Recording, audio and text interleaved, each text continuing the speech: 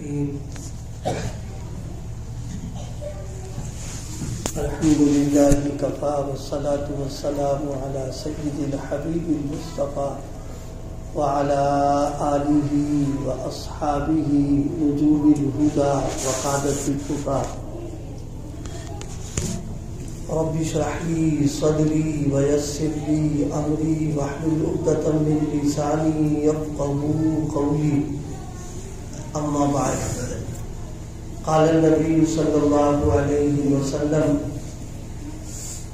يا أيها الناس أفشوا السلام وأطعموا الطعام وصلوا الأرحام صلوا بالليل والناس نيام اور كما قال عليه الصلاة والسلام.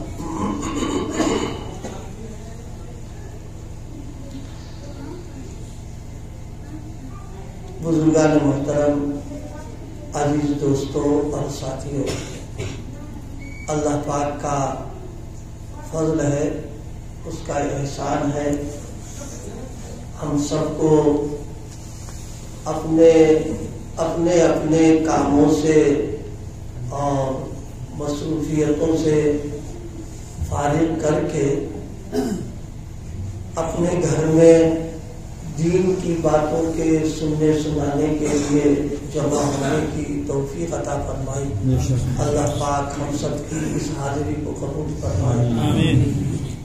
جو باتیں ہم نے سنی ہیں ان باتوں کو قبول فرما کر کے عمل کرنے کی توفیق عطا فرمائے. اس وقت حضرت نبی کریم صلی اللہ علیہ وسلم کی ایک حدیث، اور یہ حدیث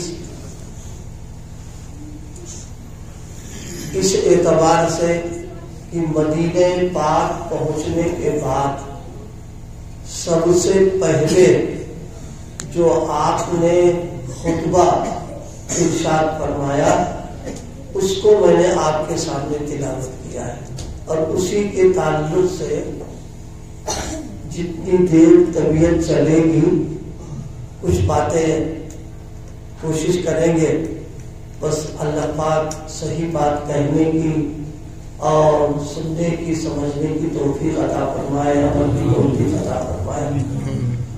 بنیادی طور پر ایک بات سمجھنے کی یہ ہے کہ ہمارے اور آپ کے درمیان ایک رشتہ ہے، ایک تعلق ہے، اور وہ رشتہ اور وہ تعلق دنیاوی رشتوں سے سب سے زیادہ مضبوط اور سب سے زیادہ مستحکم، سب سے زیادہ پسندیدہ اور سب سے زیادہ مفید جو رشتہ ہے ہمارا اور آپ کا، وہ ہے حضرت نبی کریم صلی اللہ علیہ وسلم کی غلامی. یہ وہ رشتہ ہے کہ اگر ہماری اور آپ کی ملاقات نہ بھی ہوتی، آپ نے ہم کو نہ دیکھا ہوتا، ہم نے آپ کو نہ دیکھا ہوتا، پھر بھی بغیر دیکھے آپ ہمارے بھائی ہیں، ہم آپ کے بھائی ہیں، اس لیے کہ غلامی کا رشتہ ہمارے اور آپ کے درمیان قائم ہے. یہ رشتہ اتنا اہم ہے اور بنیادی ہے کہ اللہ پاک نے بطور احسان کے، بطور انعام کے اور بطور فضل کے اللہ پاک نے اس کو ذکر فرمایا. اللہ پاک نے دیکھیے جن لوگوں کی قرآن پاک پر نظر ہے وہ جانتے ہیں کہ جس انعام کو اللہ پاک نے اپنی نعمت کہہ کر کے ذکر فرمایا ہے وہ ایک بہت بڑی نعمت ہے. ورنہ ظاہر ہے ہم سب جتنے لوگ دنیا کے اندر ہیں ہم اللہ کی نعمتوں میں اور احسانات میں دبے ہوئے ہیں، پٹے ہوئے ہیں. ہر وقت بارش ہو رہی ہے، اس کا تو کوئی شمار ہی نہیں ہے. ایسی حالت میں اللہ پاک کسی احسان کو ذکر فرما دیں، اس کا مطلب یہ ہے کہ وہ بہت اہم نعمت ہے، اس لیے اللہ نے تذکرہ کیا ہے اس کا۔ آپ بتائیے، ہم آپ سے پوچھیں، ہمارا اور آپ کا جو وجود ہے، یعنی دنیا میں ہم آئے ہیں، کیا یہ اللہ کا انعام نہیں ہے کیا؟ اللہ پاک نے ہمیں انسان بنایا اور کوئی مخلوق نہیں بنائی، کیا یہ اللہ کے احسان نہیں ہے کیا ہمارے اوپر؟ اللہ پاک نے دیکھنے کی آنکھیں دی، بولنے کی زبان دی، سوچنے کا دماغ دیا، چلنے کا پیر دیا، اٹھانے بٹھانے کے لیے ہاتھ دیے، کہ اللہ کی نعمت نہیں ہے کیا؟ سب نعمتیں ہیں، لیکن اللہ پاک نے قرآن مجید میں جہاں جہاں اپنی نعمت کہہ کر جس چیز کا تذکرہ کیا ہے، اس پر اگر آپ غور کریں گے تو معلوم ہوگا کہ بہت بڑی نعمت ہے۔ انہی میں سے اللہ پاک نے اس کو ذکر فرمایا، وَاذْكُرُوا نِعْمَةَ اللَّهِ عَلَيْكُمْ۔ اللہ فرما رہا ہے یاد کرو، اس کے اولین مخاطب حضرات صحابہ کرام رضوان اللہ علیہم اجمعین۔ صحابہ میں بھی وہ طبقہ جو رسول پاک صلی اللہ علیہ وسلم کا میزبان بنا ہے، اللہ فرما رہا وَاذْكُرُوا نِعْمَةَ اللَّهِ عَلَيْكُمْ، یاد کرو ہماری اس نعمت کو، اس احسان کو، اس فضل کو، اس کرم کو جو میں نے تمہارے اوپر کیا ہے۔ علماء سے سنا ہوگا مدینہ پاک میں دو گروہ، ایک اوس ایک خزرج، یہ دو گروہ تھے اور دونوں بالکل ایک دوسرے کے مطلب یہ کہ ہر اعتبار سے دونوں برابر تھے، لیکن ظاہر ہے جاہلیت کی رسمیں اور جاہلیت کی چیزیں اور باتیں سب میں موجود تھی۔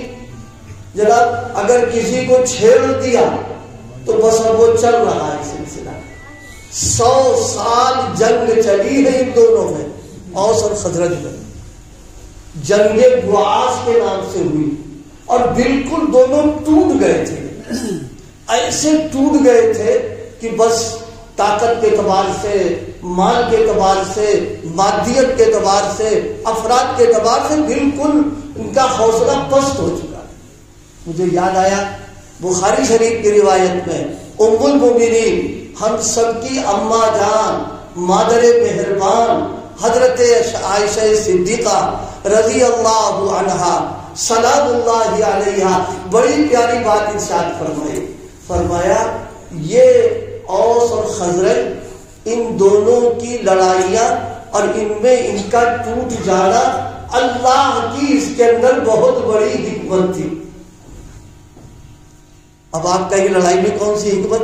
اللہ پاک کا کوئی کام حکمت سے خالی نہیں ہوتا ہے، یہ الگ بات ہے، ہم اس حکمت تک پہنچ نہیں پاتے، ہمارا ذہن نہیں چلتا، ہم سوچ نہیں پاتے، لیکن وہ حکیم ہے، کوئی کام اس کا حکمت سے خالی نہیں ہے، کوئی کام۔ اللہ اگر خوشحالی دے رہا اس میں بھی حکمت ہے، اور اللہ پاک اگر تنگ دستی میں رکھا اس میں بھی حکمت ہے، لیکن ہم خوشحالی کو تو اچھا سمجھتے ہیں، لیکن تنگ دستی کے بارے میں کوئی نہیں اس کو اچھا سمجھتا، بلکہ اس سے آدمی پناہ مانگتا۔ لیکن اللہ کی حکمت ہے۔ اس جنگ کے بارے میں حضرت عائشہ صدیقہ فرما رہی ہیں کہ اللہ پاک کی بڑی حکمت تھی۔ کیا حکمت تھی؟ حکمت یہ تھی کہ اوس اور خزرج اگر اپنی اصلی توانائی، طاقت، صلاحیت کے اندر ہوتے اور وہی باتیں ان میں باقی ہوتی تو رسول پاک کی میزبانی کی سعادت ان کو نہ ملتی۔ بیٹا باپ کا جب سایہ رہتا ہے تو کسی کو نظر میں نہیں آتا ہے، اور پھر جبکہ ابا ہوں یا مال کے اعتبار سے، مادیت کے اعتبار سے عزت والے، کرسی والے، تو بیٹا کسی کو خاطر میں لاتا ہی نہیں ہے، لیکن ابا کا سایہ سر سے اٹھ گیا بیٹا ٹوٹ جاتا ہے کہ سایہ ہمارے سر سے اٹھ چکا ہے۔ اوس و خزرج ٹوٹ چکے تھے بالکل، یہ اللہ کی حکمت تھی، یہ ٹوٹے اور ٹوٹنے کی بنیاد پر ہم ان کو یہ نعمت دیں گے کہ محمد رسول اللہ کی یہ ضیافت کریں گے اور اپنے یہاں لے کر کے آئیں گے۔ آپ کو پتا ہے جب رسول پاک صلی اللہ علیہ وسلم کو انہوں نے دعوت دی ہے آئیے، تو حضرت حمزہ سید الشہداء حضرت امیر حمزہ رضی اللہ تعالیٰ عنہ نے کہا دیکھو سوچ سمجھ کے دعوت دو، اس کو سوچ سمجھ کے دعوت دو، اس لیے کہ تم پورے عرب کو گویا جیسے برریے کے چھتے کو چھیڑ رہے ان کو چھیڑنا ہوگا اور پوری ان سے جنگ لینا ہوگی۔ اگر تمہارے اندر اتنی صلاحیت ہے کہ تم اس کو جھیل پاؤ تو میرے بھتیجے کو لے جاؤ ورنہ ان کو یہی رہنا۔ اللہ پاک فرما رہا وَاذْكُرُوا نِعْمَةَ اللَّهِ عَلَيْكُمْ، اللہ فرما رہا میرے احسان کو یاد کرو، میری اس نعمت کو یاد کرو، کیا اِذْ كُنْتُمْ أَعْدَاءَ، اللہ فرما رہا تمہیں آپس میں عداوت تھی۔ عداوت کا لفظ عربی تعلق سے سطحی لڑائی اور ظاہری اعتبار سے کچھ آپس میں تو میں ہو جائے اس کو عداوت نہیں کہتے ہیں۔ جس لڑائی کی بنیاد دل کے اندر ہو جائے نفرتوں سے اور اس پر آپس میں معاملہ ہو، اللہ فرما رہا یاد کرو اذ کنتم اعداء، تم ایک دوسرے کے خون کے پیاسے تھے، تم دشمن تھے، تم جان ایک دوسرے کی لینے کے بالکل تلے ہوئے تھے۔ اللہ کیا فرما رہا فَأَلَّفَ بَيْنَ قُلُوبِكُمْ فَأَصْبَحْتُمْ بِنِعْمَتِهِ إِخْوَانًا، اللہ فرما رہا چل رہی تھی۔ آپ بتاؤ دنیا میں کوئی آدمی اپنی تدبیر سے، اپنی حکمت سے، اپنی ذہانت سے اور جناب والا اپنی باتوں سے دلوں سے کسی کے میل نکال دے، میں مسجد میں بیٹھ کے عرض کر رہا ہوں کسی کے لیے ممکن نہیں ہے۔ دیکھیے آپ لوگ ہم سے زیادہ تجربات ہوں گے، جب آپس میں لڑائی ہوتی ہے، صلح صفائی کی نوبت آتی ہے تو اس وقت میں دل صاف ہو جائے شاد و نادر ہوتا ہے۔ بس ظاہری اعتبار سے کبھی دباؤ میں، کبھی مروت میں، کبھی اس میں آدمی جھک کر کے ملاقات کر لیتا ہے، لیکن اللہ پاک فرما رہا تمہارے اندر سے دل میں بگاڑ تھا، دل میں فساد تھا، لیکن ہم نے فَأَلَّفَ بَيْنَ قُلُوبِكُمْ تمہارے دلوں میں الفت پیدا کر دی۔ یہ دلوں کی الفتیں اور دلوں کا مل جانا اور دلوں میں ایک دوسرے کی محبت کا آ جانا، اللہ نے ایک موقع پر اور فرمایا کہ اگر تم ساری دنیا کی چیزوں کو خرچ کر دیتے ما الفت بین قلوب، دلوں میں الفت پیدا نہیں کرتے، یہ ہمارا کرم تھا کہ محمد رسول اللہ کی صحبت، تعلیم اور تربیت کی بنیاد پر تمہارے دلوں کو ہم نے ملا دیا، تمہارے دلوں میں الفت پیدا کر۔ اس سے ایک بات جو بڑے کام کیے، سب لوگوں کے کام کیے ہیں، مسلمان یہ وہ قوم ہے ان میں جمعیت، ان میں جماعت، ان میں اتفاق، ان میں اتحاد، اگر کوئی بنیاد بن سکتی ہے تو صرف رسول پاک صلی اللہ علیہ وسلم کی تعلیمات بن سکتی ہیں، قرآن بن سکتا ہے، حدیث بن سکتا، اس کے علاوہ کوئی چیز ایک پلیٹ فارم کو دل کی الفت کے ساتھ جمع کرنا کسی کے بس کا نہیں ہے۔ اللہ پاک نے فضلے کو صاف کر دیا، فرمایا دلوں کو ہم نے ملا دیا۔ صحابہ کرام اصل اس کے مخاطب ہیں، لیکن ان کے طفیل میں یہ نعمت اللہ پاک نے ہم کو بھی عطا فرما دیا۔ ہم ایک دوسرے کے بھائی ہیں، ہمارے اور آپ کے درمیان ایک دینی رشتہ ہے، ہمارے اور آپ کے درمیان ایک دینی تعلق ہے۔ اس تعلق اور رشتے کو باقی رکھنے کے لیے کچھ نہ کچھ تو کرنا ہی پڑے گا، ورنہ یہ رشتہ کمزور پڑ جائے گا، اس میں دراڑ آ جائے گی، اس میں آپس میں دوریاں بن جائیں گی۔ اس لیے اللہ پاک نے باقاعدہ طریقے پر تعلیمات دی، ہدایت دی کہ تم کو کیا کیا کرنا ہے، اس کی اگر پابندی رکھیں گے تو انشاءاللہ آپس کا اتفاق، آپس کا اتحاد، آپس کی ایک دوسرے کی ملنا جلنا، جمعیت دونوں باقی رہتی۔ کیا فرمایا؟ فرمایا دیکھو سب سے بڑی ذمہ داری کیا ہے؟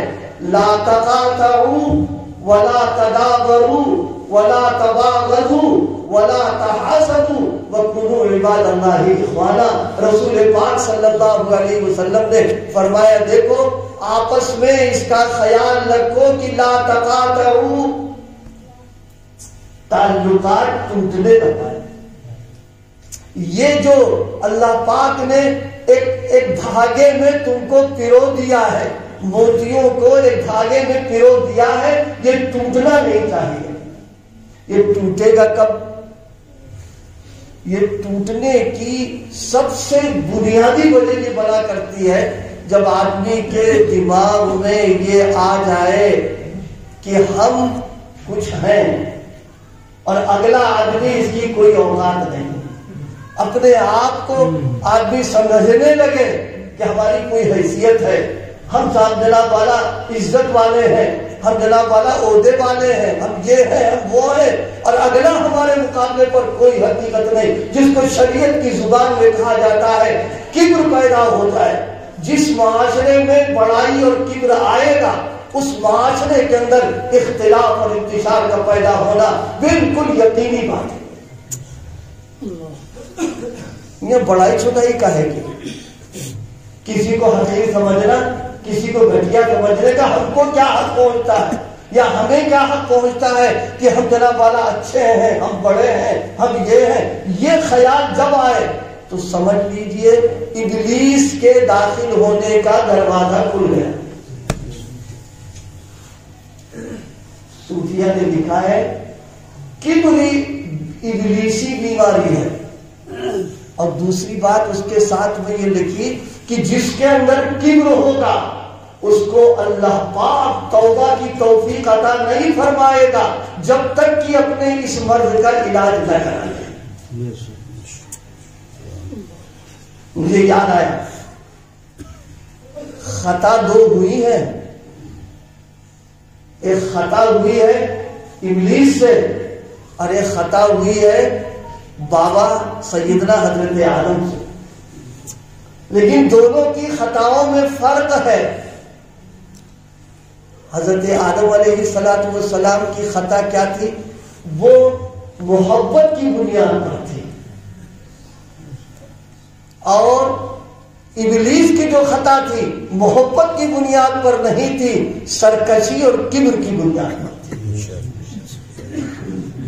حضرت آدم علیہ السلام، یہ میں نے ایک بات چھڑی، جی تو نہیں گھبرا رہا، میری سمجھ والی میری بات ہے نا، تم لوگ تھوڑا قریب قریب آؤ یار ذرا، اب تو سردی ہو رہی نا، سیمنٹ کے بیٹھو، یہ چیک لگا لیا. حضرت آدم علیہ السلام سے بھی خطا ہوئی ہے اور خطا ہوئی ہے سیدنا حضرت آدم علیہ السلام سے اور خطا ہوئی ہے ابلیس سے. اس خطا کو بیان کرنے سے پہلے ایک بات بہت کام کی صدقے ہے. آپ بتاؤ ابلیس کو صحبت کن لوگوں کی ملی تھی؟ ابلیس کس ماحول میں رہتا تھا؟ ابلیس کن لوگوں کے ساتھ رہا کرتا تھا؟ فرشتوں کے ساتھ رہتا تھا. فرشتوں سے بہتر ماحول نورانی، روحانی، برکت والا کوئی نہیں ہو سکتا، کیونکہ وہ سراپا نورانی مخلوق ہے. ان کے مزاجوں میں معصیت اور نافرمانی ہے ہی نہیں. لا یعصون اللہ فیما امرہم، جو حکم دے دیا تعمیل کریں گے. اس وقت ان کی اللہ پاک نے ان کے لیے ضروری قرار دے دیا. تو معصوموں کی صحبت میں ہے اور ان کی غذا اللہ کی اطاعت ہے، فرما برداری ہے، ذکر ہے، عبادت ہے، اللہ کو یاد کرنا. ایک پل کے لیے بھی کوئی فرشتہ اللہ کی یاد اور ذکر سے غافل نہیں ہوتا ہے. فرشتوں کی عبادت آپ کو پتا ہے، بعض فرشتے ایسے ہیں کہ وہ رکوع میں ہی ہے اور قیامت تک رکوع میں رہ کر اللہ کی عبادت میں مشغول ہے. بعض فرشتے وہ ہیں جو سجدے میں ہیں اور سجدے ہی کی حالت میں اللہ کی عبادت میں لگے ہوئے ہیں. بعض وہ ہیں جو قیام کی حالت میں ہے اور قیامت تک اسی طرح اللہ کی عبادت میں لگے رہیں گے. یہ ہے ان کی عبادت کا انداز. جس طرح اللہ پاک نے ہمارے لیے بیت اللہ بنایا ہے جو ہمارا قبلہ بھی ہے اور ہمارا متاب بھی ہے اور ہماری گویا ہمارے دلوں کی دھڑکن کہہ لیں اور ہر ایک کی آرزو وہاں جانا بالکل اس کی محاذات پر. فرشتوں کے لیے بھی اللہ نے ایک قبلہ بنایا بیت المعمور کے نام سے. روایات میں ہے روزانہ 70,000 فرشتے اس کا طواف کرتے ہیں اور جس کی باری آ گئی اب قیامت تک ان کی باری نہیں آنا ہے. اتنے فرشتے ہیں اور ان کا مزاج یہ ہے ایسوں کی صحبت میں کوئی آدمی رہے. بات سمجھ میری آ گئی نہیں آ گئی؟ اور حرکت کیا کی اس نے. یہ میں ایک کام کی بات بیچ میں آ گئی اپنے سلسلہ توڑ کاٹ کے میں نے عرض کیا آپ سے. ایک مسئلہ مشہور ہے ہمارے یہاں نا, آپ لوگوں نے بھی سنی ہوگی کہ کتے کی دن نلکی میں 100 سال رکھو اور نکالو ٹیڑھی نکلے گی. اگر کسی نے سیدھی دیکھی ہو تو بتا دو. چلی آ رہی بات ہے. کیوں؟ اس کی فطرت میں ٹیڑھا پر ہے. کیا مطلب؟ جن لوگوں کو صلحاء نیک لوگ اولیاء اللہ اچھے ماحول سے مناسبت نہیں ہے, لاکھ ان کی صحبتیں مل جائے وہ ٹیڑھے کے ٹیڑھے ہی رہتے ہیں. یہ میں اپنے طور پر نہیں کہہ رہا ہوں. مولانا جلال الدین رومی رحمت اللہ تعالی علیہ نے بہت پیاری بات فرمائی. فرمایا دیکھو بارش کا جب زمانہ آتا ہے اور پانی برستا ہے تو آپ دیکھتے ہو جس زمین پر دھول اڑ رہی ہوتی ہے وہاں سبزہ اگ جاتا ہے. خالی کھیتوں میں نہیں بلکہ پورا علاقہ ہرا بھرا ہو جاتا ہے. ہوتا نہیں ہوتا ہے. لیکن فرمایا در بہارا کئے شبد سرسبز سنگ, در بہارا کئے شبد سرسبز سنگ. فرمایا بہار آ جائے ساری دنیا کے لیے آئے گی لیکن پتھر کے لیے بہار نہیں آئے گی, وہ چکنا کا چکنا ہی رہے گا. کیا مطلب؟ ابلیس فطرتاً ٹیڑھا ہے, اس کی طبیعت میں کجی ہے. اس کجی کی بنیاد کے اوپر اتنے صالحین کی صحبت اٹھانے کے باوجود ٹیڑھا کا ٹیڑھا رہا اور ٹیڑھا جواب دیا اللہ پاک سے اس نے. اس لیے نیک اور صلحاء کی صحبت اٹھانے کے لیے, فائدہ اٹھانے کے لیے ضروری چیز کیا ہے؟ آدمی مزاج کو بدلے. اگر اس کو مناسبت مزاجی نہیں ہے تو کتنا بڑا شیخ ہو کچھ نہیں ہوگا. آپ بتاؤ رسول پاک صلی اللہ علیہ وسلم سے بڑھ کر کوئی شیخ ہو سکتا ہے؟ آپ تو شیخوں کے شیخ, شیخوخت کا سلسلہ آپ سے چل رہا ہے. لیکن عبداللہ ابن ابی ابن سلول جہاں تھا وہی باقی رہ گیا. وہ اس لیے فرمایا نیک صحبتوں سے فائدہ جب ہوگا جس کو ہم اپنے سادے الفاظ میں کہا کرتے ہیں جب زکام اور نزلہ نہ ہو. دیکھیے کہ تو چاہے کتنا اچھا ہو لیکن اگر نزلے کا مریض ہے تو اس کی پوتے شام میں نہیں کام کر رہی ہے. جب کام نہیں کر رہی تو بیکار ہو جائے گا اس کے لیے. اسی طریقے سے صلحاء بزرگان دین اولیاء اللہ پر تنقید کرنا, اعتراض کرنا اور مزاج اناد کا رکھنا قیامت تک رہے کچھ نہیں ہو پائے گا. اس کو اس نظرے کو دور کرے گا اللہ پاک عطا فرما دے گا. بات اس پر چلی تھی ابلیس کی اور فرشتوں کی غلطی دونوں سے ہوئی, لیکن دونوں کی غلطیوں میں فرق ہے. حضرت آدم علیہ السلام کو جو چوک ہوئی ہے, غلطی کا لفظ بھی استعمال کرتے ہیں, ان کی شان میں ڈر لگتا ہے ان لوگوں کو جو چوک ہو گئی ان سے.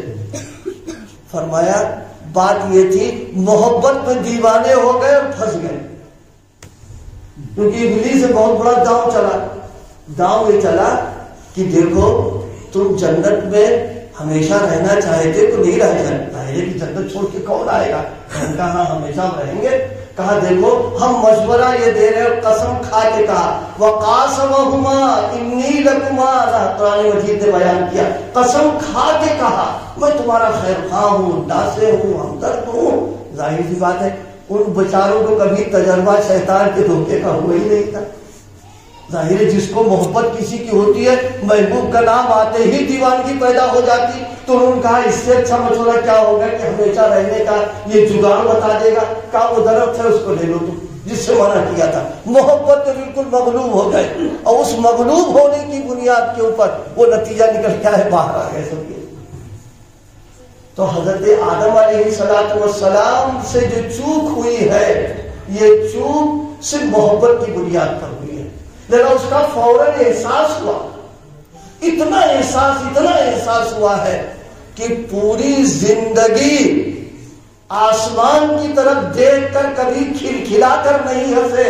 فرمایا شرم آتی ہے کہ جس اللہ کی ہم نے حکم کی تعمیل نہیں کر پائی ہے وہ مجھے دیکھے اور میں کھلکھلا کر کے ہنسوں، اتنا اثر ان کے اوپر تھا۔ اللہ، اور کتنا روئے۔ یہ روایت جو میں ذکر کر رہا ہوں یہ مضبوط روایت نہیں ہے لیکن بہرحال روایت ہے۔ ایک روایت یہ ہے کہ حضرت آدم علیہ السلام کے ندامت کے، توبہ کے، شرمندگی کے جو آنسو ہیں اور جو روئے ہیں، یہ گلاب کا پھول اسی سے پیدا کیا گیا ہے۔ یعنی وہ ندامت کے جو آنسو تھے اللہ کو اتنے پسند آ گئے کہ پھولوں کا راجا یعنی گلاب اللہ پاک نے اسے پیدا کروا دیا۔ لیکن یہ روایت علماء کے لیے میں نے کہہ دی کمزور ہے، اس کو نقل وقل مت کر دینا ورنہ پھر جو ہے کریم کاٹا لے کے لوگ تیار ہو جائیں گے۔ ہاں بس یہ آپ کو بتا دیں کہ آج کل تو روایت بیان کرنا بھی بہت مشکل ہو گیا، اس لیے کہ بیان کرنے سے پہلے اگلا چھری اور کاٹا لیے بیٹھا ہوا ہے، یہ بیان کرو ابھی اس کا آپریشن کرتے ہیں ہمیں، اس لیے بھیا ہم نے پہلے صاف ستھرے بات کہی تھی کہ روایت مضبوط نقل نہیں کی ہم نے۔ لیکن میں اس پر عرض کرنا چاہ رہا تھا، جو بات کام کی اس کو سنو۔ حضرت آدم علیہ السلام سے خطا ہوئی اور ایک خطا ہوئی ہے ابلیس سے، دونوں کی خطاؤں کی بنیاد الگ الگ ہے۔ اس کی خطا کی بنیاد کبر بنی ہے، اس لیے اس کو آج تک توبہ کی توفیق نہیں ہوئی ہے اور قیامت تک نہیں ہو پائے گی اس کو۔ اور اس کی بنیاد بنی تھی اللہ پاک کی محبت، اس محبت کی بنیاد پر معاملہ ہو گیا، اللہ پاک سے رجوع بھی ہو گئے، اللہ نے ان کو ان کی تلافی توبہ بھی قبول کر دی۔ تو میں اس پر عرض کر رہا تھا کسی کو بڑا کسی کو چھوٹا سمجھنا یہ کبر کی علامت، یہ سب سے بنیادی چیز ہے جو معاشرے میں انتشار پیدا کر دیتی ہے۔ کبر دو چیزوں کا مجموعہ ہے۔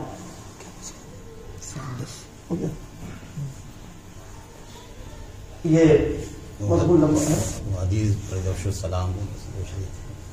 میں نے حدیث پڑھی ہے، اس حدیث میں قابل غور جو بات ہے آپس میں اخوت، بھائی چارگی، اتفاق اور اتحاد پیدا کرنے کے تعلق سے رسول پاک صلی اللہ علیہ وسلم نے تین باتیں ارشاد فرمائی، یعنی ہے تو کئی، اس کا تجزیہ کریں تین باتیں آتی۔ ایک بات، انسان دو قسم کے ہیں، مسلمان دو طریقے کے ہیں۔ ایک مسلمان وہ ہے جس سے ہمارا خونی رشتہ ہے، اور ایک وہ ہے کہ جس سے صرف دینی رشتہ ہے۔ یوں بھی کہہ سکتے ہیں رشتہ دینی بھی ہے اور خونی بھی ہے، ایک تو طرح کے لوگ وہ ہیں، اور ایک وہ ہے جس سے صرف دینی رشتہ ہے۔ رسول پاک صلی اللہ علیہ وسلم نے دونوں کے لیے ہدایت دی، فرمایا جن لوگوں سے تمہارا خونی رشتہ ہے ان کے ساتھ فرمایا صلہ الارحام، فرمایا صلہ رحمی کرو ان کے ساتھ، چاہے تمہارے وہ محرم ہو یا محرم نہ ہو، یعنی تمہارا ان کا درمیان میں نکاح ہو سکتا ہو یا نکاح نہیں ہو سکتا ہے، تمہارا کچھ بھی تم سے معاملہ، صرف نسب کا اور خونی اگر تعلق ہے وہ اس بات کے حقدار ہیں سل الارحام، فرمایا صلہ رحمی کا معاملہ کرنا ان کے ساتھ۔ آج کل اصل میں ایک معاملہ یہ ہو گیا ہے، ہماری سوچ یہ ہو گئی کہ اگلا ہمارے ساتھ کیا کر رہا ہے، بس اس بنیاد پر ہم معاملات کو کرنا شروع کر دیتے ہیں۔ اگر اگلا ہمارے ساتھ اچھا معاملہ کر رہا تو ہم بھی کرتے ہیں، اگر وہ ہمارے ساتھ گڑبڑ کر رہا تو ہم بھی گڑبڑ کر رہے ہیں۔ اسلام کی تعلیم کیا ہے؟ اسلام کی تعلیم یہ نہیں ہے کہ کسی کے ساتھ معاملہ کرنے کے وقت تم یہ دیکھو کہ تمہارے ساتھ اس نے کیا کیا ہے، بلکہ یہ دیکھو کہ تمہارے ساتھ خونی نسبی خاندانی تعلق ہے کہ نہیں۔ اگر ہے، فرمایا صل الارحام، صلہ رحمی کا سلوک اس کے ساتھ کرنا چاہیے۔ کتنا کرے صلہ رحمی کا سلوک؟ ایک موقع پر رسول پاک صلی اللہ علیہ وسلم کی خدمت میں ازواج مطہرات میں غالباً حضرت اسماء، حضرت ازواج مطہرات نہیں، حضرت غالباً ام حبیبہ یا حضرت حفصہ، ان دونوں میں کوئی ایک ہے، مجھے یاد نہیں، بالکل بات آ رہی ہے۔ حضور کی خدمت میں آئی اور کہا یا رسول اللہ میری والدہ آئی ہوئی ہے اور وہ شرک کی حالت میں اور آپ سے نفرت بھی کرتی ہیں، اور آئی ہے اس لیے کہ میرا ماں بیٹی کا رشتہ ہے اور وہ چاہ رہی ہے کہ میں ان کے ساتھ اس سے سلوک کروں۔ آقا نے فرمایا صل الارحام، فرمایا رحم سلوک کرو ان کے ساتھ، رحم دلی کا کرو، صلہ رحمی کا سلوک ان کے ساتھ کرو۔ رسول پاک صلی اللہ علیہ وسلم نے فرمایا اگر تم یہ چاہتے ہو تمہارے رزق میں برکت ہو جائے، اگر تم یہ چاہتے ہو کہ تمہارا نام دنیا کے اندر اچھائی کے ساتھ لیا جائے، تو آقا نے فرمایا صلہ رحمی کیا کرو تم ان کے ساتھ۔ رسول پاک صلی اللہ علیہ وسلم نے حضرت عمر رضی اللہ تعالی عنہ کو ایک خاص قسم کا جبہ، جس کی اسلام نے اجازت مردوں کو نہیں دی ہے، دے دیا۔ حضرت عمر پہن کے آ گئے، حضور نے دیکھا چہرے کا رنگ بدل گیا، فرمایا عمر تم نے اس کو پہن لیا؟ کہا حضور آپ نے تو پہنایا تھا۔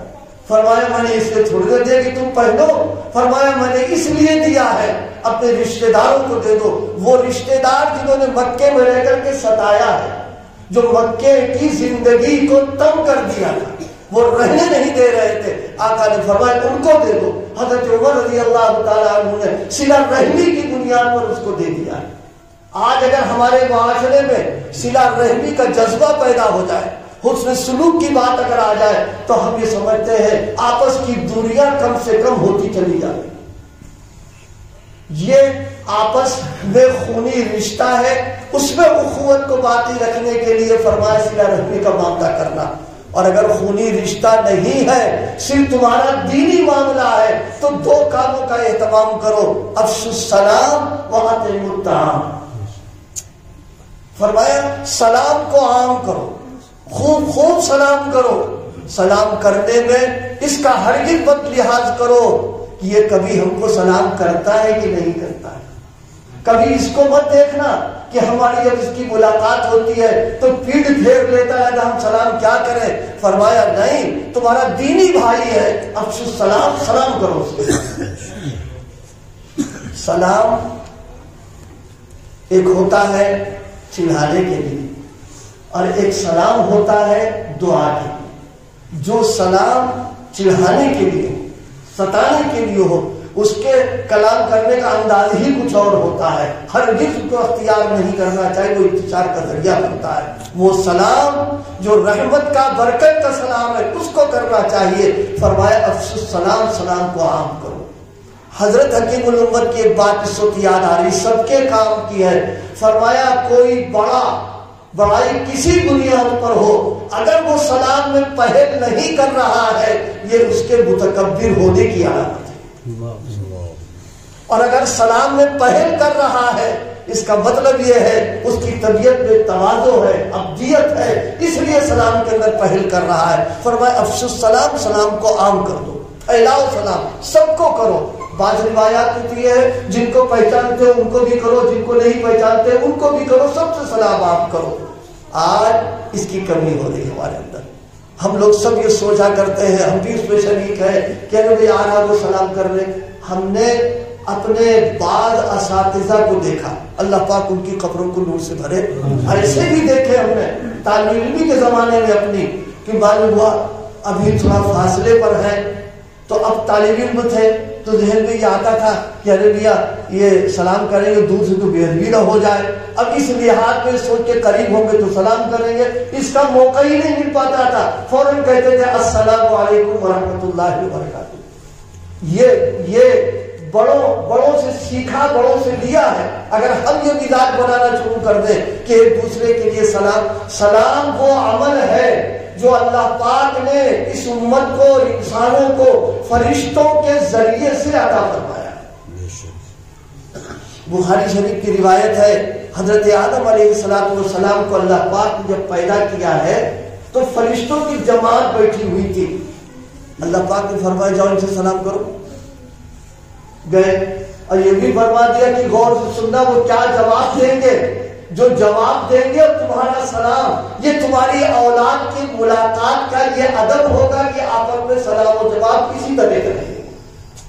چنانچہ گئے اور جانے کے بعد کہا السلام علیکم، انہوں نے جواب دیا وعلیکم السلام، تو معلوم یہ ہوا فرشتوں والا عمل ہے یہ جو اللہ پاک نے پسند کر کے اس امت کو عطا فرمایا۔ پھر رسول پاک نے سلام کا اہتمام کیا، اتنا اہتمام کرتے تھے آپ، اتنا اہتمام کرتے تھے کہ اگر دن میں کئی بار کسی سے ملاقات ہو رہی، کبھی یہ نہیں سوچا کہ دوبارہ مل رہا تیبارہ مل رہا، پہلے السلام علیکم، اس کے بعد اگلی بات ہوا کرتی تھی۔ سلام کرنے میں ترتیب بیان کی ہے، وہ حدیث نقل نہیں کریں گے لیکن اس کا ہم طریقہ کرتے چلیں۔ فرمایا اگر کوئی کہے السلام علیکم تو فرمایا جواب دے کہو السلام علیکم ورحمۃ اللہ۔ اگر کسی نے کہا السلام علیکم ورحمۃ اللہ تو آپ جواب میں کہیے السلام علیکم ورحمۃ اللہ وبرکاتہ۔ اور اگر وہ سب تینوں کہہ جائے السلام علیکم ورحمۃ اللہ وبرکاتہ تو پورا دو وعلیکم السلام ورحمۃ اللہ وبرکاتہ۔ آگے کی جو بات ہے وہ مغفرت ہو، اور یہ وہ کلمات صحیح روایت سے ثابت نہیں ہے، صحیح روایت میں بالکل اتنا ہی آیا ہوا ہے سلام کرنا۔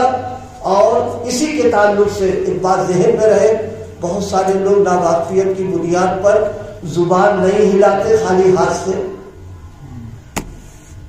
یہ سلام نہیں اور نہ اس کا جواب دینا ہے، یہ تو گھر کی چیز ہے اپنی، اور حالانکہ اسی کو ہم بنیاد بناتے ہیں کہ ہاں وہ اس نے ہاتھ اٹھایا، اس نے ہاتھ سے اٹھا کے بعد جواب بھی نہیں دیا، جی نہیں، اس کا کوئی مسئلہ نہیں ہے۔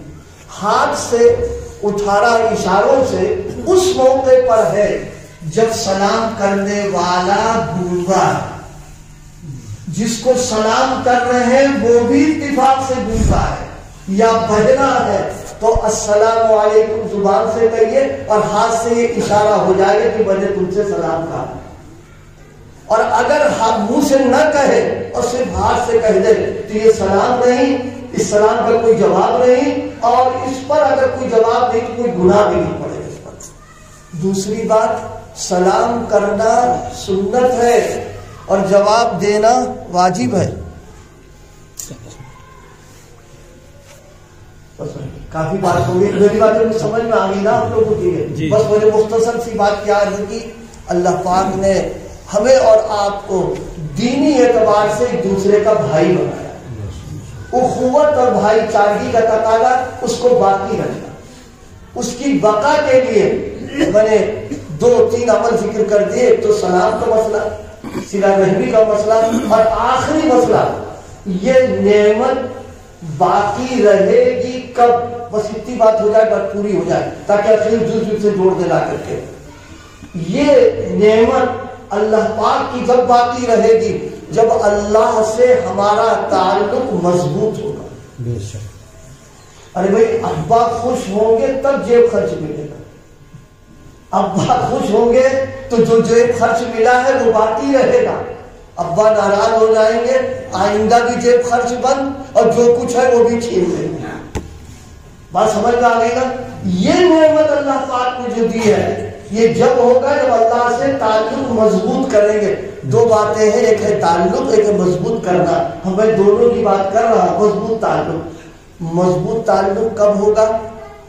دیکھو تعلق دو طریقے کا ہوتا ہے.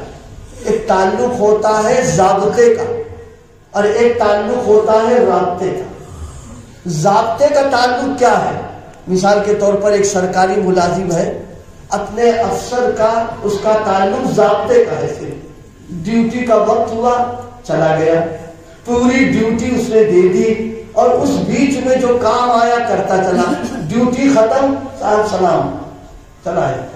یہ ہے ضابطے کا تعلق. اور ایک ہے رابطے کا تعلق, ڈیوٹی بھی پوری دے رہا اور ڈیوٹی کے بعد صاحب بیٹھے تو بیٹھا ہوا ہے, ان کی خدمت کر رہا, جب گئے تو ان کو رخصت کر کے گھر جا رہا اور پھر ان کے بنگلے پہ چلا گیا, ان کے کوئی ضرورت تھی, کوئی سامان تھا, کوئی بازار جانا تو وہ کر دیا.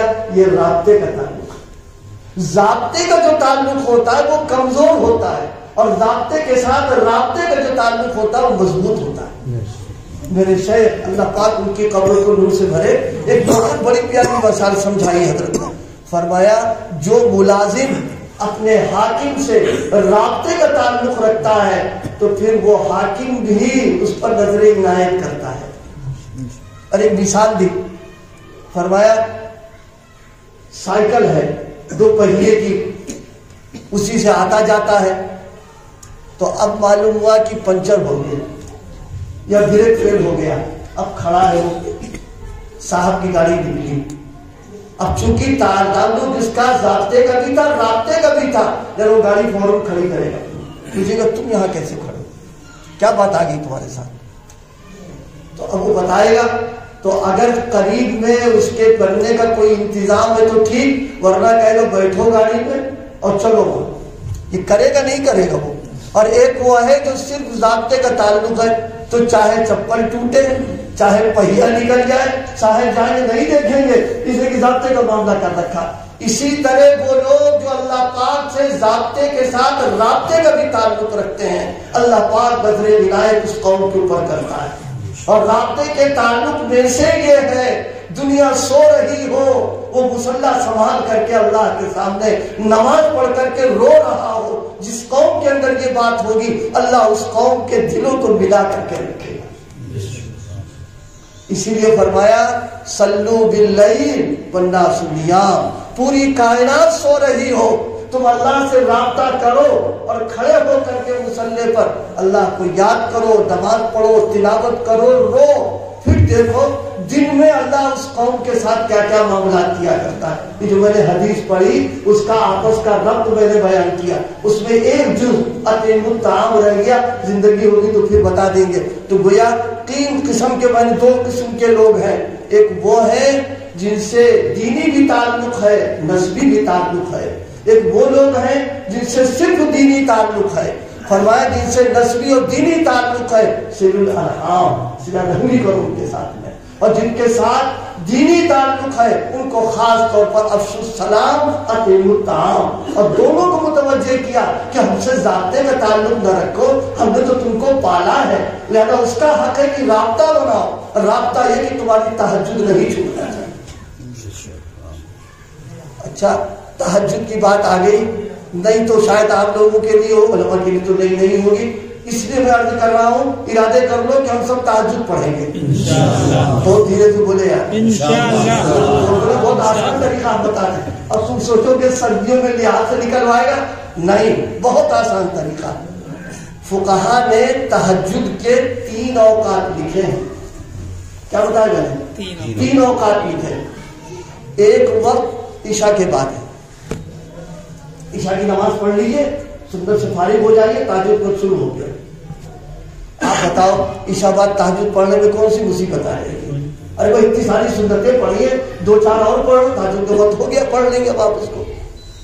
دوسرا وقت جو سب سے اعلیٰ ہے وہ رات کا اخیر سب کا وقت ہے. آج کل تو ماشاءاللہ 5:25 تک بلکہ دھیرے سے آگے بڑھتی چلا جا رہا ہے. ایک وقت وہ ہے. اور ایک وقت دن میں بھی ہے. دن کا وقت جب اشراق کا وقت شروع ہو جائے اس وقت سے لے کر کے زوال یعنی ظہر کے وقت تک جو بیچ کا وقت ہے, فقہا نے لکھا یہ بھی تہجد کا وقت ہے. لیکن یہ ایمرجنسی یہ رہے, ہاں کہیں آپ سوچے کہ لاؤ اسی کو بار بار شروع کر دیں ہم، نہیں، ان لوگ نے نہیں بتایا میں نے، یہ ایمرجنسی غیر ظاہر ہے، ایمرجنسی حالات